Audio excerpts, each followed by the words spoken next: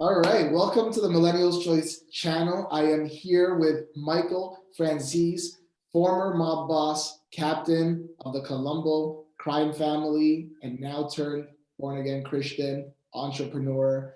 At one point, you were making $8 million a week. I wanna learn more about that, and I just want to say to our audience that Michael and his team have been great. We've been dealing with them, and I'm very, very excited about this interview. So, Michael, thank you for being here. Well, thanks for having me. Appreciate it. So just tell us about yourself. Why don't we start at the beginning?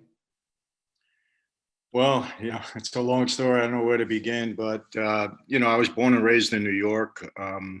My dad was the underboss of the Colombo family, one of the five New York mafia Cosa Nostra families. And so I kind of grew up in that environment, that atmosphere, even though my dad didn't want me to originally be part of this life. He wanted me to go to school, get an education, be a doctor.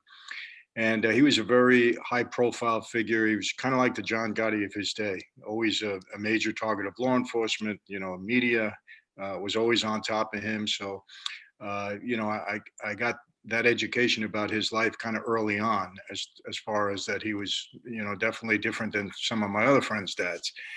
But he got arrested several times. He went to trial several times in the '60s when I was young, going to school, and he was acquitted several times, but eventually convicted in federal court and sentenced to 50 years in prison.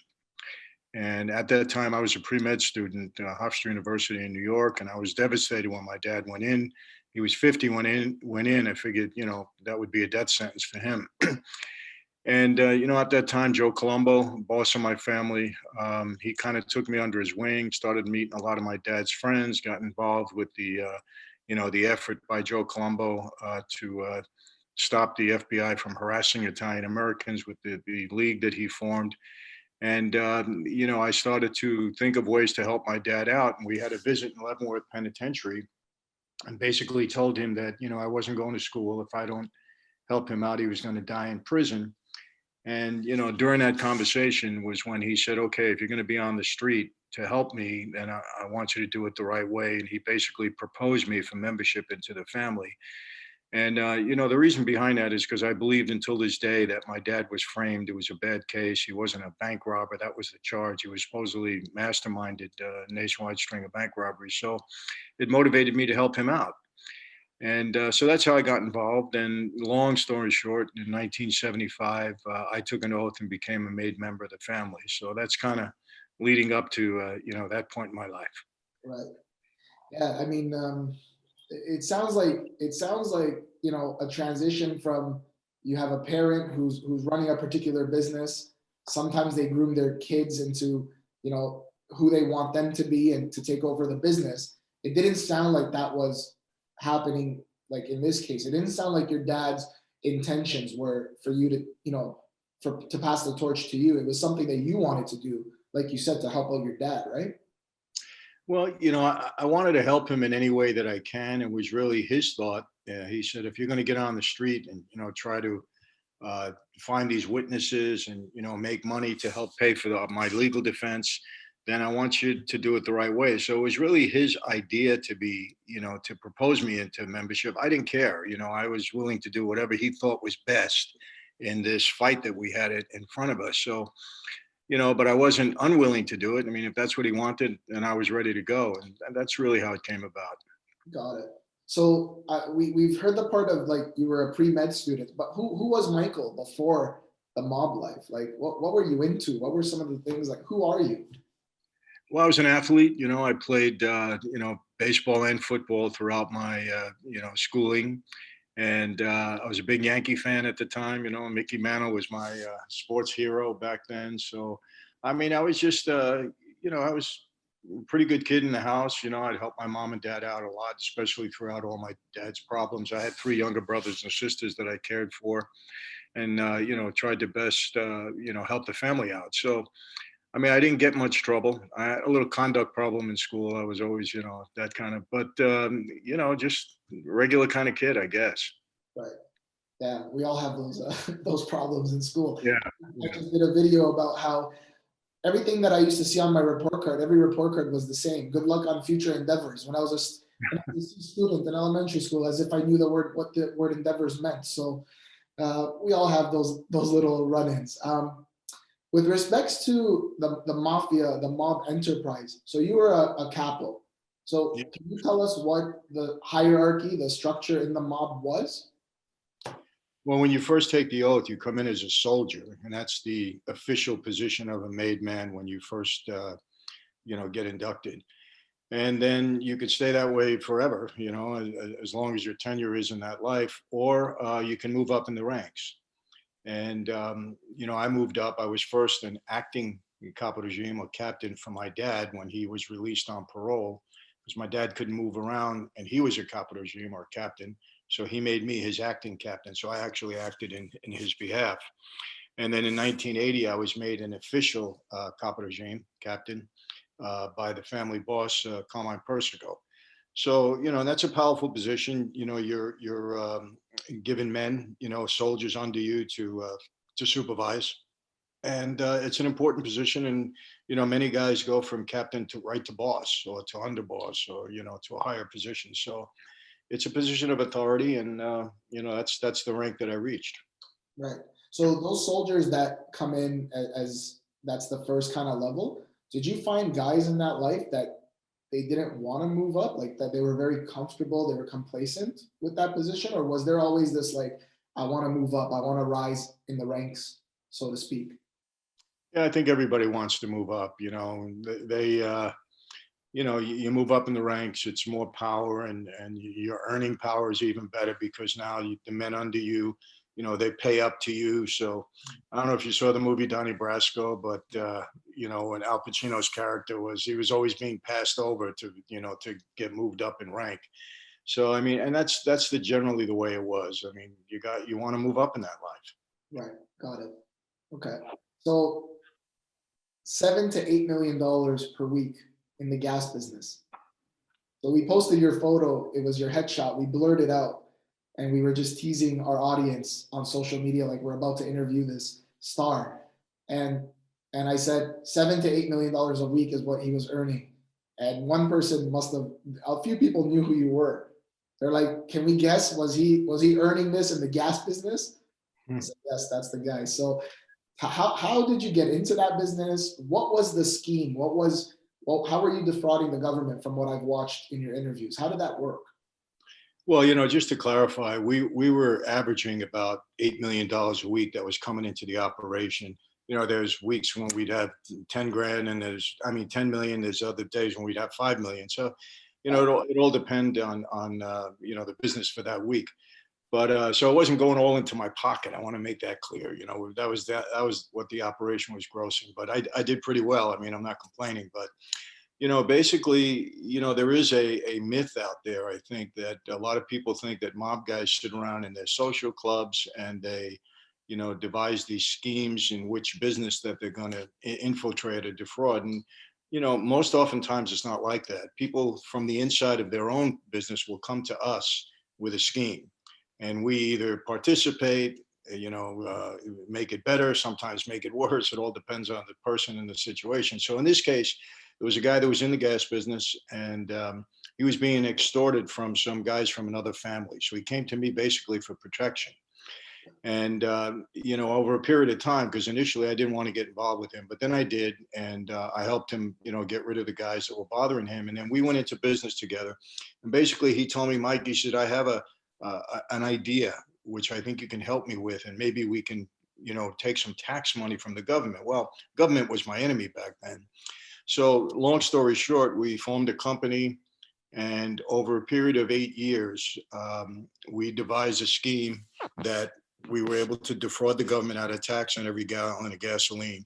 The extent of the operation, I had 18 companies that were all Panamanian companies that were licensed to collect the tax on gasoline. I had over 350 gas stations that we either owned or operated, and we were selling to hundreds of others. So it was a massive scheme, and it was very complicated. I had accountants, and it was basically a chess game where the government just couldn't keep up with the manipulation that we were doing. So they could never figure out what the scheme was. And they never did until my partner eventually, after 8 years, he got in trouble and he told the government what we were doing. But before that, they couldn't figure it out. So it was extremely lucrative. So that's how he came down. He became an informant. Yeah, he got in trouble on an unrelated case Hmm. and agreed to cooperate at that point in time. And I was the real target. I mean, I was under heavy investigation for a long time. And I had beat a couple of trials that they put me on and, a bunch of charges. I beat a big case with Rudy Giuliani that indicted me. So the government really had a bullseye on my back. And when he agreed to cooperate, he bought himself out and gave me up. So, but that's how they found out what we were doing. They couldn't figure it out. I mean, this was very complicated and we had it down, so Awesome. that was then. So you had all these businesses. At one point, you had several car dealerships, Yeah. gas stations, and obviously a few other things. So when did you were you always entrepreneurial, or when did you figure out that you were really good at running businesses and earning? I didn't know that I had that, talent in me. I think it all started, way back when I was younger and I was 21 or something. I had just become a recruit. My father had just proposed me. And, I had gotten in trouble up to that point. I was indicted a couple of times. I mean, I had a bullseye on my back early and I beat all the cases, but I was broke. And it was a friend of the family that ran a big flea market or a swap meet out in Long Island in an airport there, one of the private airports. And he put me in charge of it. And it was during that time that I figured out some ways to make money. I mean, guys were coming to me because the way the market operated, you had to get there early in the morning to get a spot that was an advantageous spot where a lot of potential customers would pass by. So they started offering me money, to give them a good spot. And so I went to the owner at that point and I said, look, these guys are offering me money. I wouldn't take it without you knowing. Well, why don't I take it and we'll split it up? And so we did that and we made a lot of money that way. And then, I started lending money to the people that had the booths there. So I think that's when the business end started to click for me. I also, my father had an auto body shop and I was working as a kid in that shop. And back then, I started fixing cars on my own. I told the guy that I was working for, I said, look, I'm not making a lot of money from you. Even my dad owns a shop. Why don't you just rent me one of the bays and I want to do my own thing. So it just kind of started that way. I didn't know I had it in me. And I think that's how things start. You have that spirit in you and then you pursue it. And if you're fortunate, the talent comes out and you make some good moves and you make some money. Yeah. How old were you when you started realizing that? Do you remember? Yeah, my very early 20s, like 20, 21, maybe even younger than that, because I started in the body shop that I was talking about when I was like 18. Right. So that's when I figured out, I always wanted to make money, Matthew. I mean, I had to have money in my pocket. When I was a kid, if I didn't have money in my pocket, I wouldn't take a girl out. I mean, I just needed to have money. There was something in me that I got to have money in my pocket. So, and I started out doing it legitimately, so Yeah. that's how it went. I started off my career officially in the real estate business when I was 19. So no facial hair, similar haircut. And it leads me to my next question. I had a lot of older guys that were part of the brokerage we were with before we went completely independent. You could always sense the kind of envy, the jealousy of a young person coming in, trying to do their thing and doing well and being very aggressive. So what was it like for you as a young man in that life, the mob life, and you were making all this money and obviously word got around. So what was it like in terms of you being a young man specifically?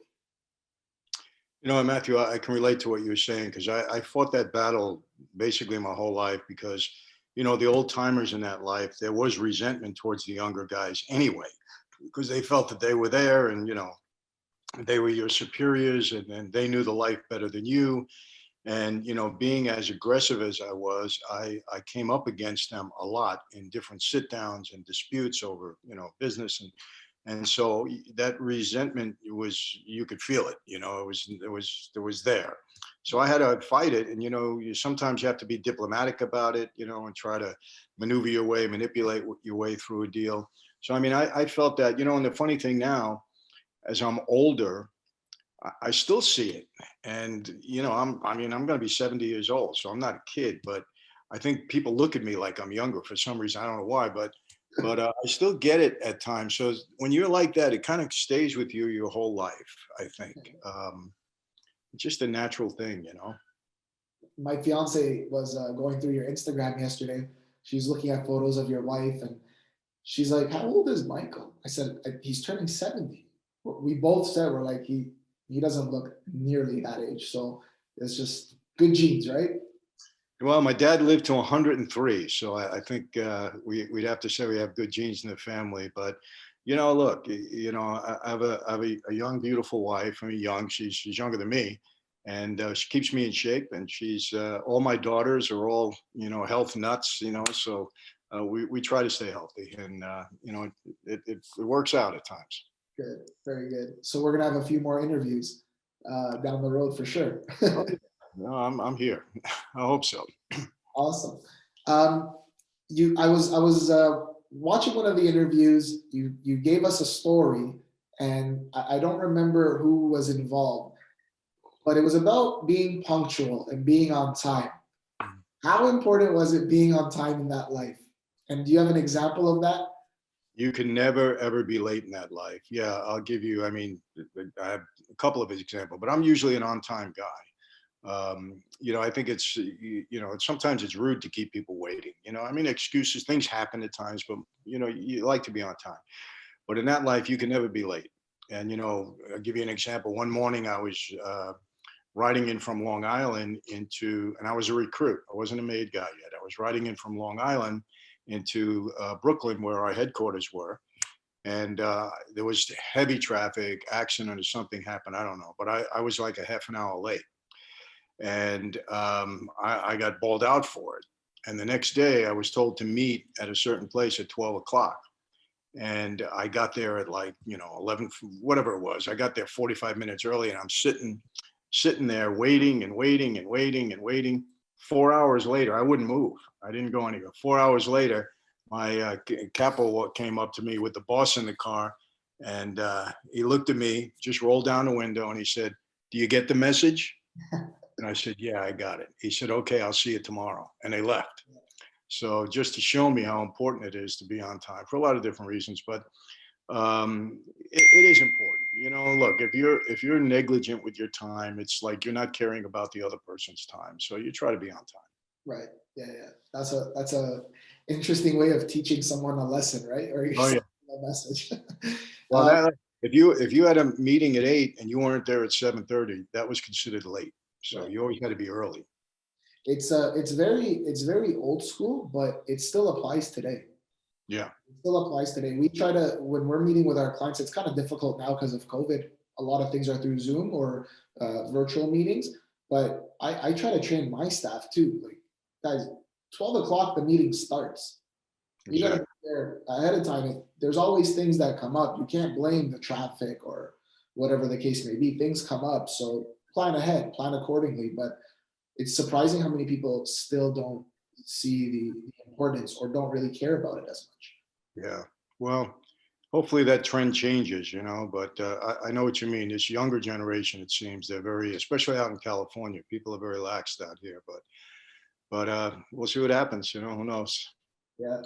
So we've talked. I heard you talk about rules of a sit down. So tell us what constitutes a sit down. Would it be something as simple as you're a captain, you have one of the soldiers come into your place of business and they want to meet with you, or what constitutes a sit down first and foremost, and what were some of the rules around a sit down? Well, normally a sit down is called if there's a disagreement over a business situation, or it could be something in that life a lot more serious if somebody violated the rules and people had to sit down over that. So, but these were very specific meetings, and they were very serious. I mean, you when you sat down it was a serious meeting. And, depending on, how significant it was, the boss could even, of the family could even be presiding over this. If not, it would be two capo regimes and, their soldier, whatever the issue is. So, the rules are, they're very strict. You can never, if two made guys are sitting down, you can never call one of them a liar. They can't argue with each other in that regard. You have to be very tactful.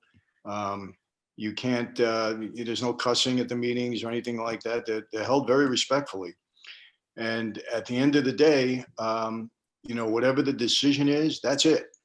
There's no appeals, there's no change. You live with it, and that's it. And you're smart not to complain about it afterwards. So, and look, some of these sit downs could result in, a life or death situation for somebody that allegedly violated the rules or the policies of the life. So, and I, as active as I was, especially because of the gas business, I always had sit downs and disputes with people and, who's trying to get into the business and, who didn't pay when they were supposed to pay. And, it was constant for me. So, I became a master of the art of the sit down, I think, only because of the sheer volume of them I had to encounter. But yeah, they were important. It's funny, when I wrote my book, after I wrote a chapter about the sit down, I got into all the particulars. And my publisher at the time, Thomas Nelson, they were so impressed with the way a sit down went that they had no more meetings. Everything in their office now is a sit down because they said things get resolved. That's it. You get right to the point. You speak your case.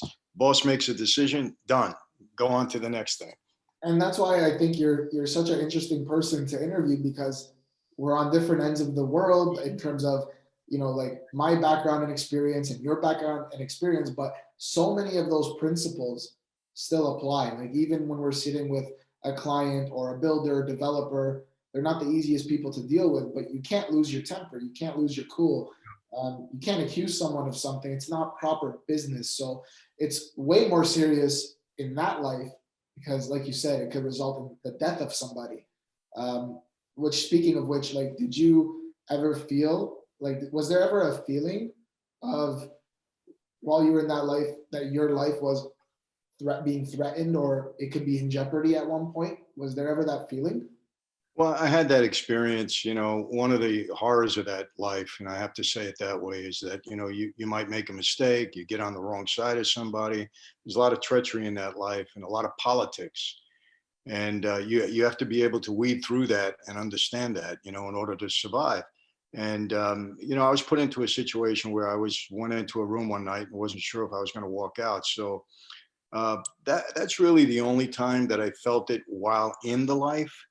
Now, when I got outside of the life, obviously, people are upset with me for walking away, but it's not a good feeling. I can tell you that. But yeah, that was really the only occasion in my time in that life that I felt that way. Okay, good. Um, I've made mistakes in business Mhm. and in life, and most of the time I didn't follow my gut. I knew something was wrong, I still did it, and I got burned. So in that life, how much did you attribute to your gut feelings? How much did you ever trust your gut about something, or was that not relevant in that life? No, that's very relevant. But your gut instincts, I think, are formed through your experiences. So, the more knowledge and the more experience I got in that life, the more I got to trust my instincts and my gut because, I knew the surroundings, I knew the possible consequences, I knew the players, I understood things with respect to that life. As far as business is concerned, same thing. It's funny. I attribute it to golf. I don't know if you play golf, No. but if you're a golfer and you get up to kind of hit the ball, if you don't feel right when you're doing it, you should stop because guaranteed it's going to end up in a bad hit. No doubt about it. And that's happened to me so many times. And I think business is the same way. When you feel that something isn't right, you need to stop. Take another look at this thing, give it another, look at from a different perspective. And that's worked for me. I've made mistakes. Don't get me wrong. I mean, I've made mistakes, but you know, as you get older, you make less and less because hopefully you learn from them. And so, yeah, I mean, you have to follow your gut a lot in that life and a lot in everyday life, I think. Got it. Yeah, that's awesome. So I want this is there's a follow-up question to this, but walk me through your negotiation process because it seems like you would be the man that people would come up to because you're such a big earner and everybody would want a piece of the pie. I would assume that that would be the case. So walk me through your negotiation process. How would you deal with people that you don't want to do business with? How would you deal with people that you also want to do business with? And like, how would you negotiate with those types of people? Well, you know, I think in a negotiation in general, you got to be prepared to walk away if the deal isn't right. And I think, you know, when you're negotiating from, you should never negotiate from weakness, even when you're in a weak position, because the outcome is not going to be good. You know, so you know, when I negotiate, I try to gather as much information as I possibly can about the person I'm negotiating with, the deal I'm negotiating for. That's important, you know, and you know, my success in negotiation has always been based upon how prepared I was and how much knowledge I had of the situation. So, you know, another thing is I always love to let somebody else take the lead in the negotiation. Not my opponent, but the person I'm negotiating with. I like them to take the lead. I like them to talk. I like them to tell me everything. I like them to think that I don't know anything Right. because by the end of the time they speak, I'll know everything I need to know. And then I can really act from strength. You know, it's like sometimes you're the smartest person in the room. You don't want anybody to know it. And sometimes you're not the smartest person in the room, but you want everybody to think you are. And you know, that's what served me well throughout, you know, business tenure and even in that life, because in that life, you're negotiating all the time, sometimes on a very serious level. Guys in that life love to talk. They just love that. I love to let them talk. Just keep talking, you know, say everything you got to say, because eventually you're going to make a mistake and I'm going to pick up on it and I'll have an advantage from there. So I don't know if I answered the question properly, but you know, listen, I tell people your entire life is a negotiation. When you're married, you're always negotiating with your wife or your husband at some point in time. It could be, I just had a major negotiation that I lost, by the way. Um, my family wanted to go to Big Bear, you know, a ski resort. I don't like to ski. I don't like the cold weather. And to me, it's, you know, I didn't want to go. So I was telling her, you're holding me prisoner because I'm a sucker for my family. When they want to do something, I usually give in. And I gave every reason in the world why we shouldn't go. And I was overruled on everything. I lost the negotiation, but I ended up having a good time. We relaxed. So it was good to lose that one. But my point being, we're always negotiating, you know, family, friends, you know, everyday life. So it's good to know, you know, when to give and take. And you know, I tell people sometimes it's good to make a tactical retreat. Sometimes good to back up. Doesn't mean you lost, but at that time, the best thing for you to do is just kind of back up, you know, and take a retreat at that moment. Come back again when the situation is better. Yeah, something that served me really well as I started off 19, I'm 29 now, is it was kind of like you wanted to say yes to everything. You wanted to just do everything just because you're in that building stage and it's like now it's like I'm achieving more, I'm more efficient, but I'm saying no to a lot more and I'm better at managing my time and things like that. So sometimes it's as simple as, you know what, thank you for the opportunity, but I need a day or two to think about it. Just to kind of, you're not in the right state of mind and you want to just clear the air or whatever the case may be. So all valuable stuff, amazing stuff. So I want to get into a bit more specifics with certain people. So follow up to that question, John Gotti. He wanted to get into the gas business with you. First of all, the movie that came out with John Travolta as John Gotti, was that an accurate movie? Do you think that was an accurate portrayal? Um, you know, to some degree, it was accurate because John Gotti Jr. really had a big hand in writing the script, not personally writing, but consulting to it. So I think there was a lot of truth. There was things that were left out, you know, quite a bit. But pretty much it followed, you know, the true story as that facet of his life. Yeah, I think it was pretty accurate. I don't think it was a great movie. I want to be clear on that. I think they could have done a much better job. I think Travolta was miscast. A lot of people were miscast, but it didn't compare, in my view, to the HBO movie with Armand 2 years earlier. But that was just it was a different story than the one that was told later on. Right. So there's a story that I've heard from you where John wanted to get into the gas business with you. What was that the only time you had a dealing with him, or? No, I had a few dealings with John. One was over another swap meet or a flea market in Brooklyn that we had a dispute over. And in the gas business, what I tried to do is keep everybody out of it, because the more people that got involved, the more chances you were of being discovered as to what you're doing. Because we tried to keep it very close knit so that the government wouldn't understand what we're doing. And when you get more people involved, things don't go well in that life. So, and Gotti was one of them. Everybody wanted a piece of that business, everybody. And I was able to keep him out because my boss at the time, was very loyal to me because I was paying him a lot of money. And I told him, we got to keep this thing within our family. We can't let anybody else get in. So we were able to do that. And, John wasn't happy, but I wasn't worried about his happiness at that point. I just wanted him out of the business.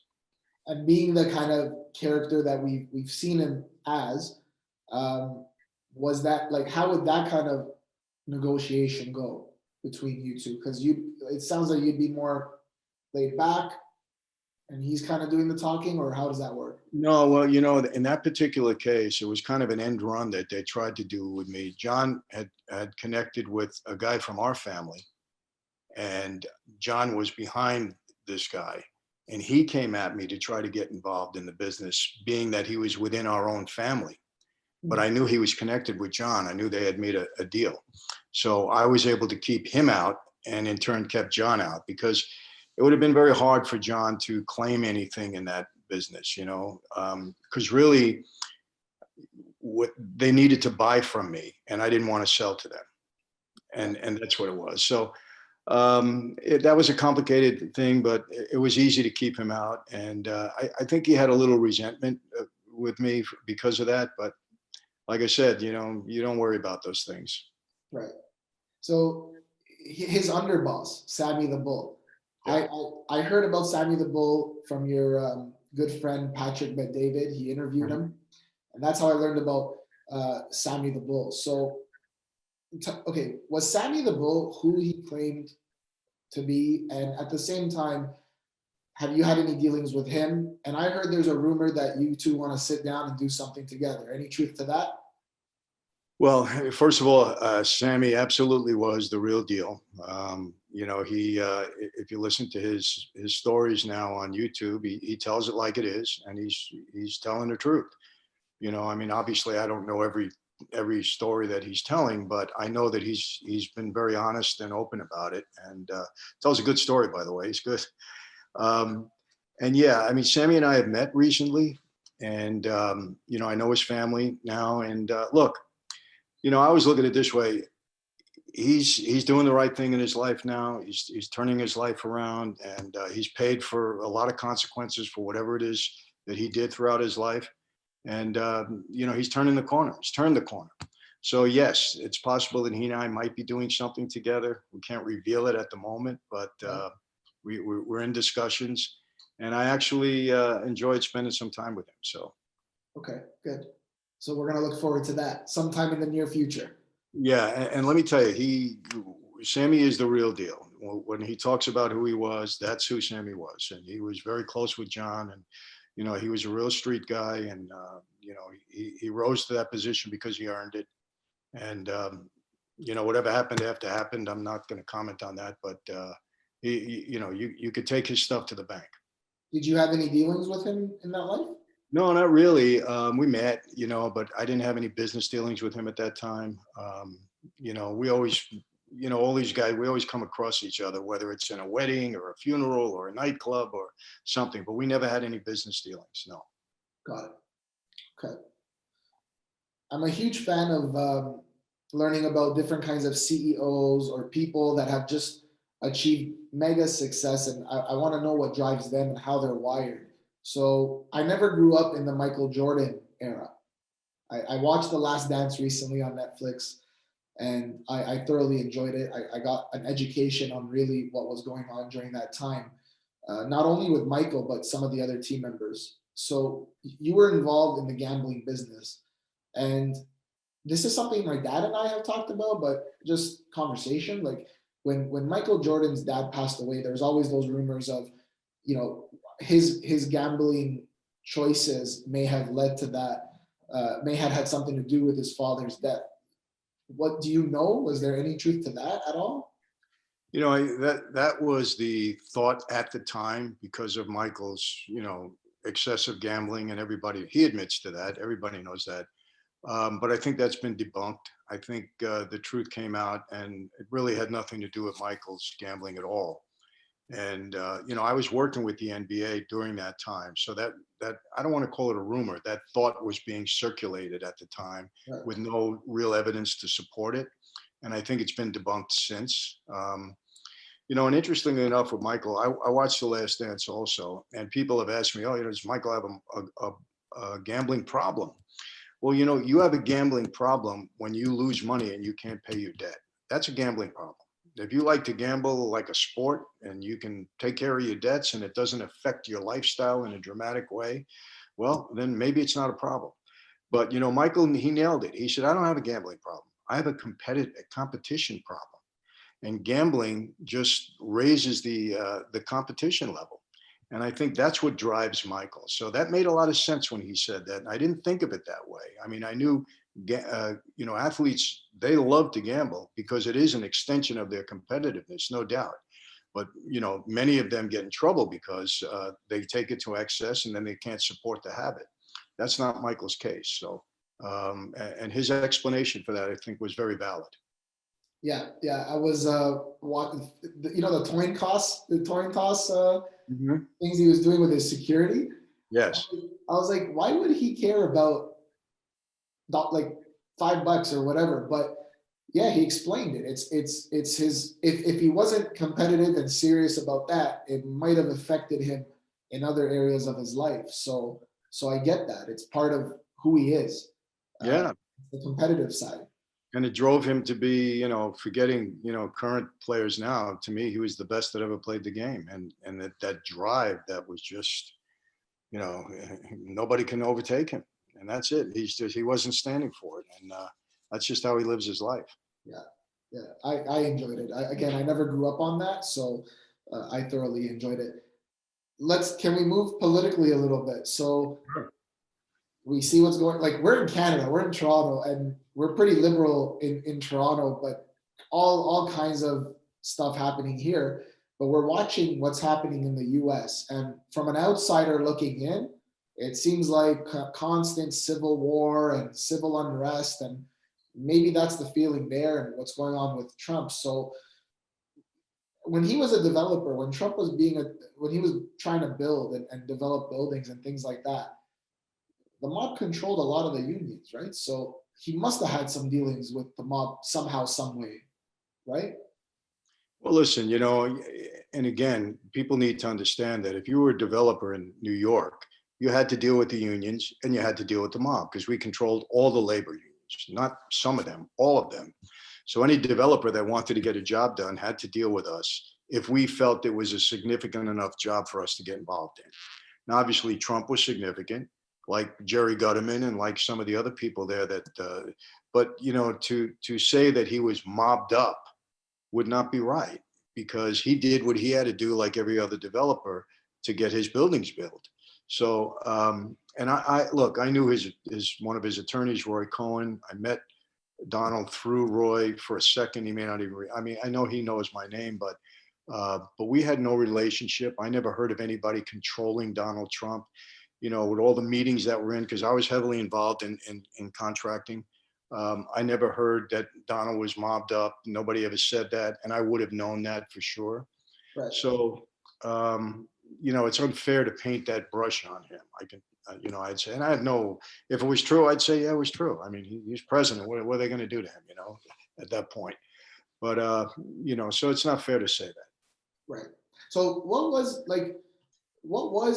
the reason behind or reasons that the mob got involved with the unions? Like, I understand that there's power in numbers, but what were some of the things that you could have, with, one phone call, you call whoever's in charge under you for that union, and what can you do? What were some of the things you could cause if something didn't go your way?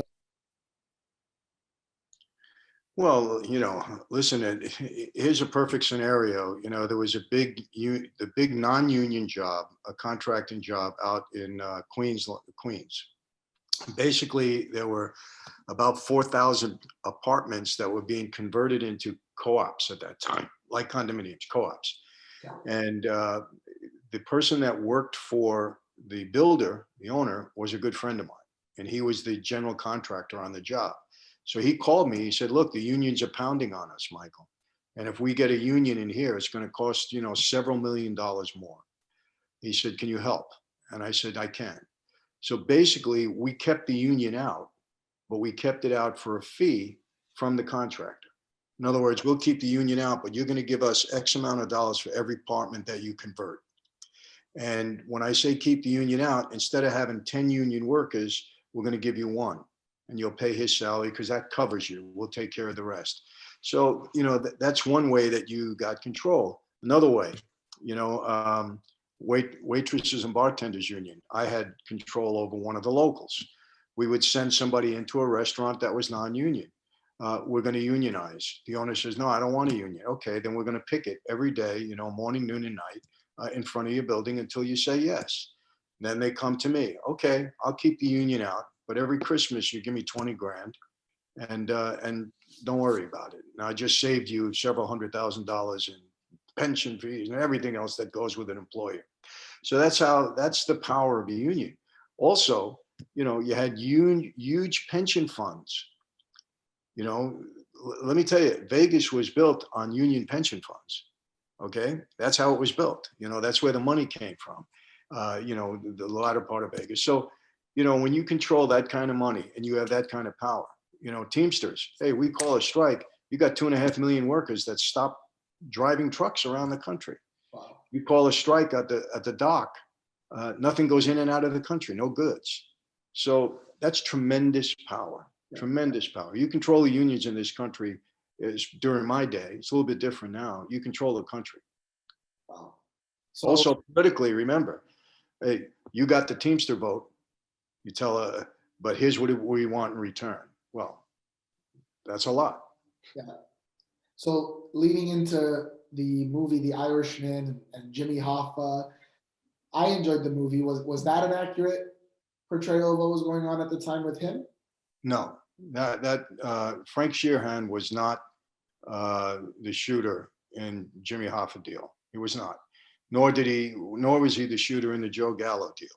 So it was a fabrication. It's been debunked, by law enforcement and the media and everybody else. I don't know how they bought into that, but they did, and so it wasn't accurate. I mean, there were certain things in the movie that were accurate, but the basic premise not accurate at all. I heard you have some tapes about Jimmy Hoffa and perhaps who was involved in that and maybe where he's Yeah, been. I do, Matthew. And here's the deal. So many people have come forward and said, "I know where Hoffa's buried," and it's all been nonsense, as you can see. People trying to make money. One guy's selling a book, and they come up with this story. I believe I know who killed Hoffa. 100. I believe it 100%. I would take it to the bank, and I got tapes, but they're never going to find the body. And without the body, it's all just, it's another guy making a claim. And I don't believe they'll ever find the body. If what the person is telling me is accurate, they're never going to find it. So what's the sense in coming forward with another story just to be sensational? But I do have the tapes, and maybe at some point in time I'll reveal them, and I'll reveal them exactly the way I'm revealing them now. Right. I haven't seen the body. I wasn't the shooter, but I believe this to be accurate. And here's you take it for what it's worth. And if you want to go look for the body, go ahead, but it's going to be very difficult to find. Fair enough. Uh, what advice would you give to your younger self? You know, I mean, as far as getting involved in that life, I would have to tell him not to. I don't know if I would listen, but I'd have to tell him not to.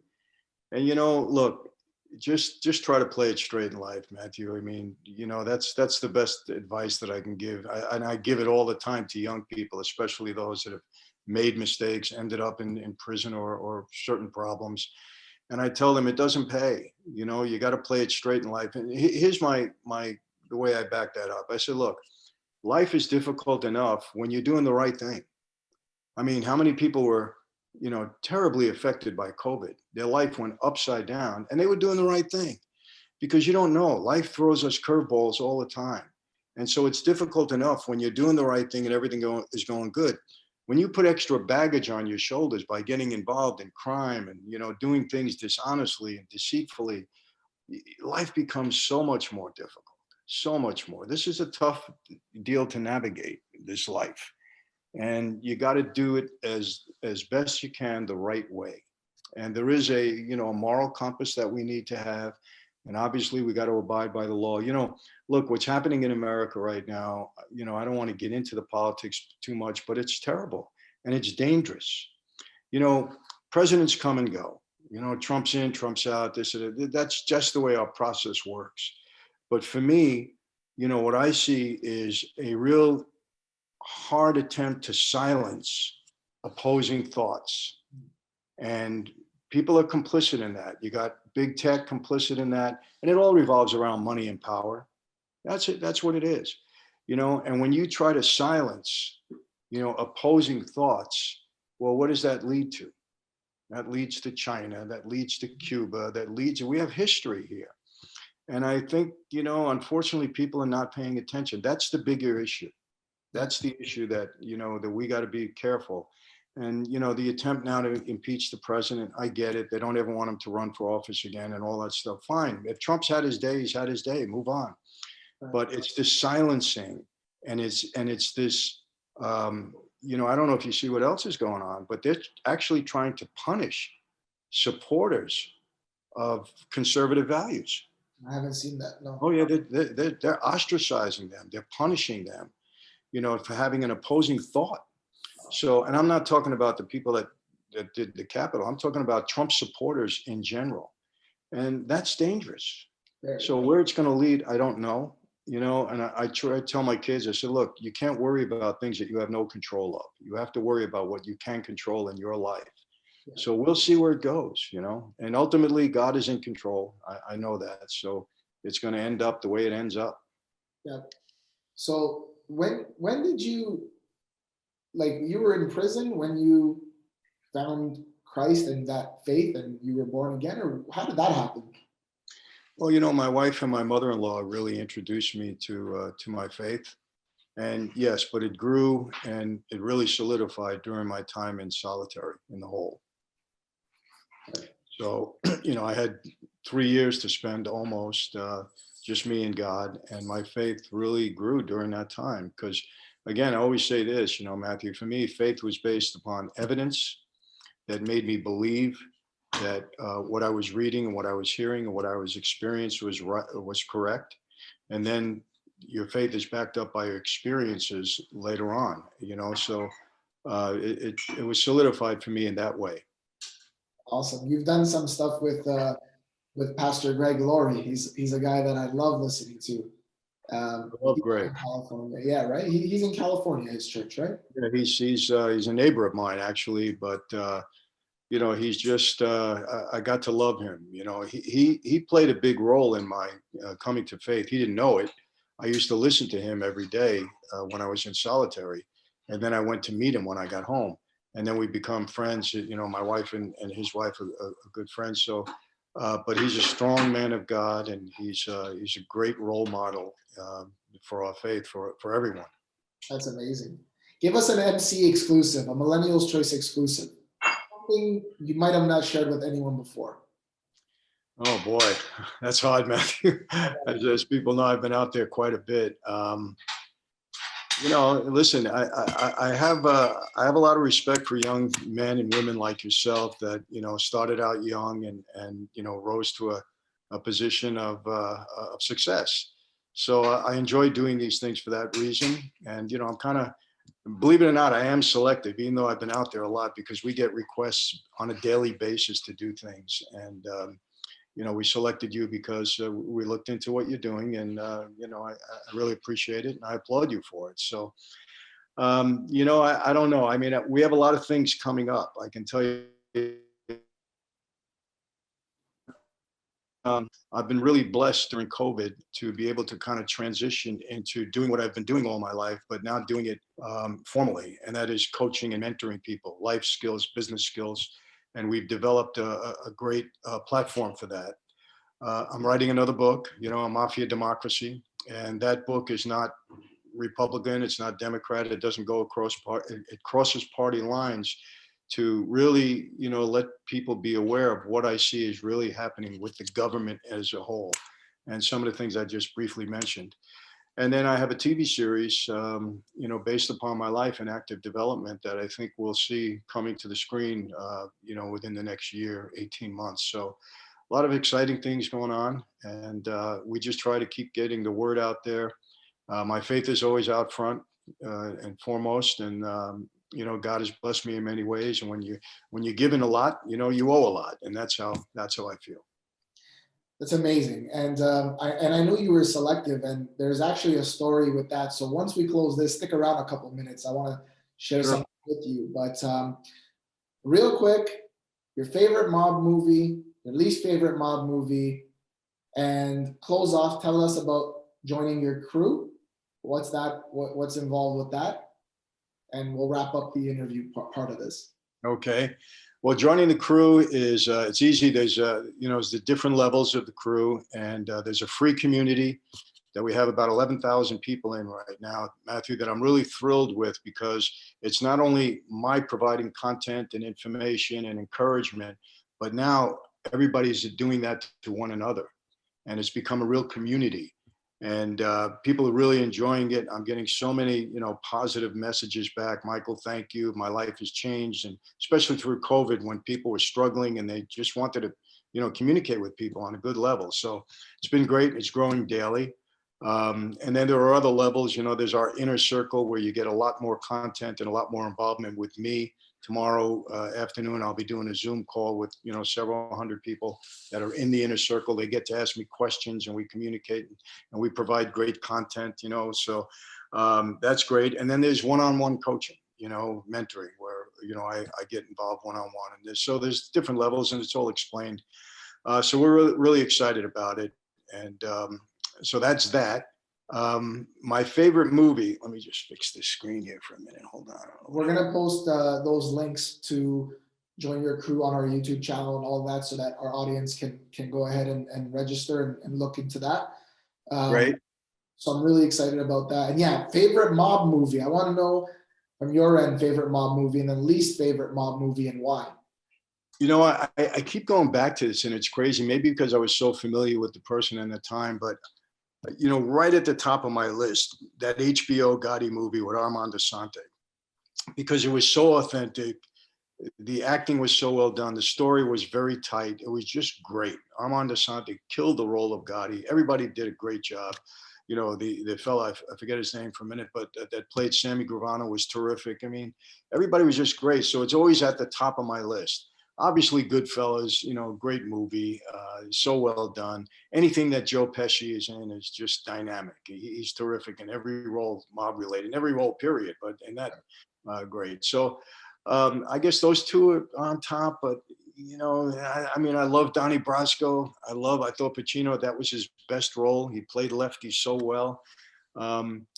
So those are all up there. It's hard to pick a number one, but they're all at the top of the list. One of the worst mob movies, gosh, I have to say that Travolta Gotti film. They just did not do a good job on that film. They didn't do it justice at all. So that's really on the bottom. That's the only film I know that got a 0 on Rotten Tomatoes. I mean, can't get much lower than that. But yeah, and it was kind of well deserved. It could have been done a lot better. So I guess that's it. I mean, You know, if you know, I review movies every Monday, and it's been on YouTube, and that's been a favorite of everybody. They love it. We did American Gangster, and people just loved it. And what are we going to be doing this Monday? Oh, the Bugsy movie with, Yep. uh, You see, oh, which is- yeah, Bugsy. That's a great movie, and I'm looking forward to it. I enjoyed it, so I'm looking forward to that one. I watched that on my birthday last November in my hotel room, and it was on Netflix, and I was like, what is this? It sounds great, and I watched it.